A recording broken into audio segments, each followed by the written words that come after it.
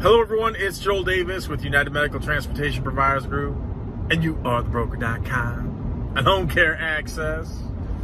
And obviously I'm making this video from the road because I just gotta maximize my time. So don't be surprised if you start seeing more videos from me out and about, because I just don't have time to sit down and make videos all the time. And when I see some of you guys send some awesome emails and great questions and everything, and a lot of times when they put them in my inbox, I say to myself, man, I want to talk about that because I already have people in mind who I know are going to benefit from that, and I just, time slips away. You just don't have time to make all those videos. So I'm like, you know what, if I got to make some shorter videos, make it from the road when I'm traveling, do whatever I got to do, then so be it, so I can put some stuff out, because I know when I see specific emails and I know specifically that it's going to benefit some of my one-on-one clients, I think, okay, I got to make sure I make that video.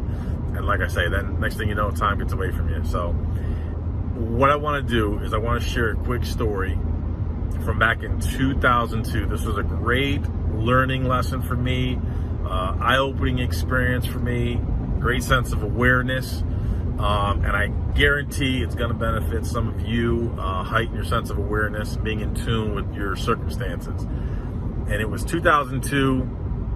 I signed my first big contract, making good money. My first big contract was really my biggest contract I had with the hospitals, and I was making really good money. And at the same time, in 2002, that's back when we were going through some type of a recession or something. And all the car manufacturers were offering 0% financing. So that was the very first time that I started to buy brand new vehicles. Now I never suggest, especially for you newbies, do not go out there and start buying new vehicles for your NEMT business or anything like that. Don't even go that route. So I did, because they were offering 0%. Had a great contract. I could legitimately substantiate it. I was getting, let's see, they had some rebates. I mean, they gave me every reason to go out there and purchase half a dozen vehicles. So it's 2002. I purchased half a dozen brand new Fords for my business, and I also got a brand new 2002 Chevy Avalanche for me personally. So I'll never forget, I pulled up to my office. I already got the Fords, so they were all getting tricked out, getting ready to go, be put on the road. Again, I had this new contract, had to fulfill it. If I recall, I don't even think I had to take any vehicles off the road. I think I was just adding them. Again, this is almost 20 years ago, so I don't remember all the details, but so my drivers they were all enthusiastic. They saw that, hey, we're getting these new vehicles. They're excited about it. That's cool. And then I roll up with a brand new 2002 Chevy. And again, we're talking about a Chevy Avalanche. So we're not talking about like some type of Bentley or anything. I mean, that's not my style. I'm not a flashy guy. I don't need all that stuff. But we're talking about a Chevy, so no big deal in my book. So I pull up when I got the Avalanche. So I pull up to the office for the first time and walk in, and some of my drivers, it was later in the day, some of my drivers end the shift, started the shift, some of the guys doing their evening work, they're all just hanging around my dispatcher at the front desk, and they're BSing and kicking it. And so I roll up with the Chevy Avalanche, get out of that, and they're used to see, at the time before that I had a Ford Expedition, so they're all used to seeing me in a Ford Expedition. Now they see me roll up in a Chevy Avalanche. So then one of the drivers makes a comment about, hey, what's with the new vehicle, boss? I'm like, oh yeah, great deal, you know, this, that, and the other thing. So then they all start, a couple of them start making comments about it. Oh man, business must be really good, boss. Business must be really good. Getting all these new vehicles, you're getting this new vehicle. And it dawned on me, you guys are literally, now back then, this is 2002. So think about it, in 2002, I think minimum wage was like just over $7, but my guys starting out were $9. Some of them were making $9.50, a couple of them were making 10. I know it doesn't set the world on fire, but again, this is 20 years ago. So I was actually paying my guys better than my competitors were, and my checks never bounced. Theirs did. But the learning lesson was, it was a defining moment where I realized I need to be careful of what I do and what I show, because I can see it right now, almost 20 years later. I could literally see which driver it was in particular with this smart comment. I could tell he was just sitting there counting my money. Totally sitting there counting my money. Now, you start your business, you go into business, you want financial freedom, independence, you want to make more money, you know, you want to be your own baller shot caller, determinant of your own destiny. But at the same time, you got to be cognizant of what your employees are thinking. So when you're getting new vehicles, when you're going on vacation, and I knew that. So when I still had my transportation business, I was still going to Italy. Our routine was we would go in September. You know, when I was going for 3-4 weeks sometimes, and I know that bothered some people, because instinctively they're thinking that I'm making all this money on their backs, through their hard work. Which, yeah, they're working hard. And you want to do everything you possibly can to take care of your drivers, take care of your employees, and I'm all for it, man. We're all good people. We want to see everyone succeed. That's why I always tell you, don't deny anyone the opportunity to make money. So when the work is there, and you got guys who want to work extra, who want to work for commission, do the evening work, do the weekend work, man, let them work as long as the work is there. For those of you watching this video, if you've studied my material, you know I'm a stickler. I'm an absolute stickler. Protect the capital investment, protect the cash flow. Don't spend money until you have to. So don't keep guys on the clock. First of all, never put someone on salary, A.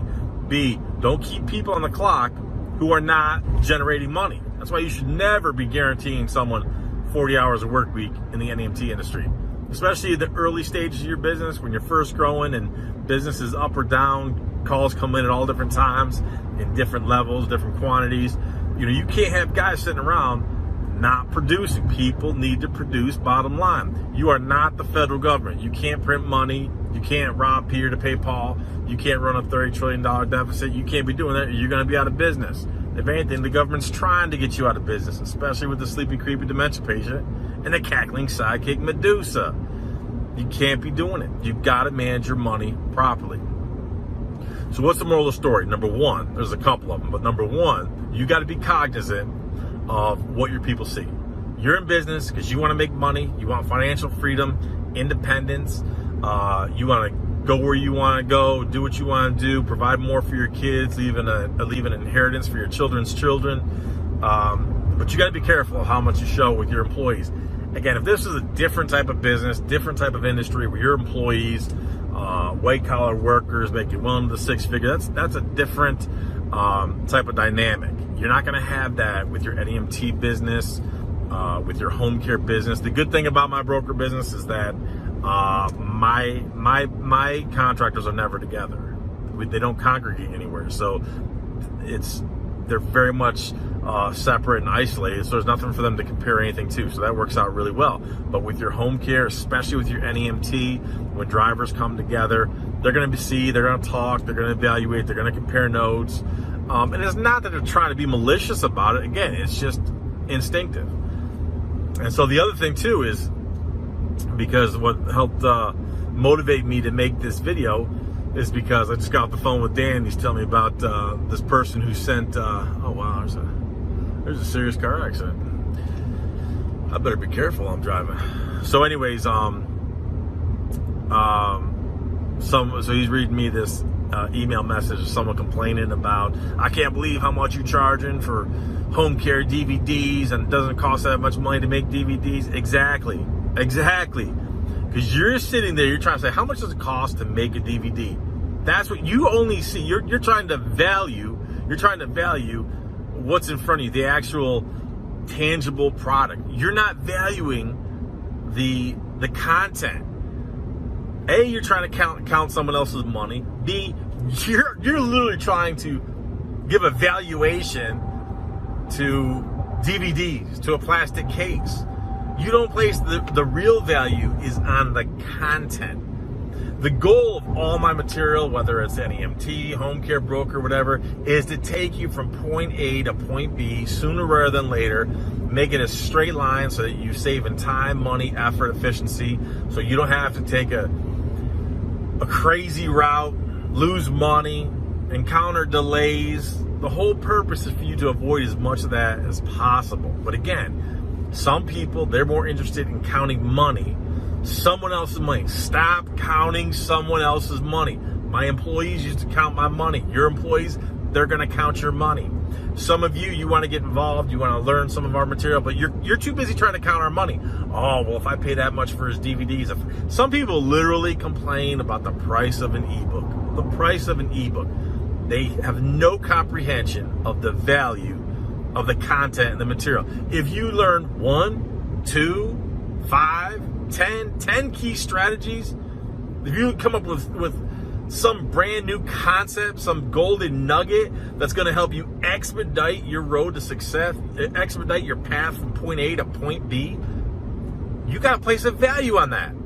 So rather than sitting there sending us emails complaining about, well, DVDs shouldn't cost that much, rather than complaining or counting our money or complaining about the value of what literally DVDs and a plastic case are. And again, I'm kind of butchering the story because, someone obviously spent some serious time going into a rant via email to send to us to complain about having to pay for DVDs and things like that. So I'm kind of butchering the story a little bit, but hopefully you get the idea. Do not get bogged down wasting your time counting someone else's money, number one. Number two, you got to place a value on the right thing. And first and foremost, time. Don't be placing a value on literally an ebook, which is an electronic book, or DVDs, which are made of plastic. Don't waste your time trying to place your value on that. Place your value on the time that you're going to save, the nuggets of information, of strategy and tactics that you're going to learn so you can expedite your road to success. That's where the true value is. That's what you need to place. That's where you need to place your value. If I learn these strategies, how much time? If I got to go out and do it myself through the school of hard knocks, how much time am I going to waste? How much money is it going to cost me? But if I invest in this and I devour this content and I learn the mistakes from other people and I get other people to actually help me, how much more quickly will I get to where I want to be? How much time will have been saved? How much effort will have been saved? How much frustration will have been saved? And what's the value on that? Only you can answer that. Only you can arrive at what that value is for you. Everyone's going to come up to a different value. Some people are so stubborn, such stalwarts. I got to learn it myself. I'm not going to pay that. Again, we literally have people who complain about the price of an ebook. And again, any of you who watch my content, follow our information, you know my staff and I, we are not salesmen. We are never going to beg anyone to invest in anything. We're not going to make any strong suggestions. You either get it or you don't. Because if you don't, honestly, we probably don't want to work with you anyways. I'm just being honest with you. And I know that offends people. This is why I'm the world's worst social media personality, because I don't tell people what they want to hear. I'm the world's worst motivator because I don't tell people what they want to hear. I'm not going to pat you on the back. I'm not going to give you a neck massage and tell you it's going to be okay. None of that nonsense. So you need to place your own value, come to your own conclusion. How much is it worth? Should I pay this much money for an ebook? How much am I really going to learn? What's the value on that? How much should I pay for this? I'm literally going to have Joel work with me. I'm literally going to have one of his regional directors work with me. I'm literally going to have Marty or Ginny work with me and help me expedite my road to success. What is the value on that? How much time am I going to save? How much opportunity will I miss or maximize? How much opportunity am I going to miss or maximize? Only you can place the value on that. So whoever it is who sent that email, again, I didn't personally read it. Dan was just reading it to me over the phone. So otherwise I probably would have shared it in much greater detail. But I wish you would refocus, and rather than spending all that time sending us a derogatory and ridiculously laughable email, focus more on what you can learn, how you can improve, and what is the value on the time, effort, frustration that you're going to avoid and save yourself a lot of heartache and aggravation. Just food for thought. As I always say, a smart man learns from his own mistakes, but a truly wise man learns from the mistakes of others. Why? Because it's a whole lot cheaper and a whole lot more cost effective. When you do, I'll see you at the top.